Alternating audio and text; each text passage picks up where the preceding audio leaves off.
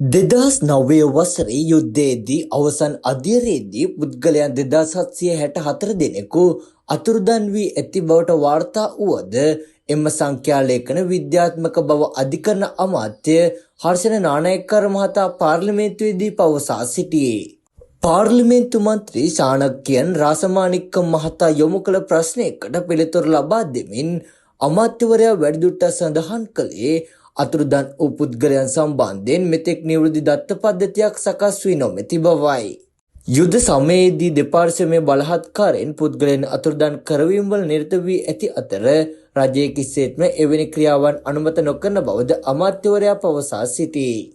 අතුරුදන් වීම පිළිබඳ විමර්ශනය කිරීම සඳහා ස්ථාපනය කිරීමට යෝජිත ඕනෑම ආකාරයක ජාත්‍යන්තර යාන්ත්‍රණයකට රජය දැඩි ලෙස විරුද්ධ වන බවද හෙතෙම සඳහන් කළා.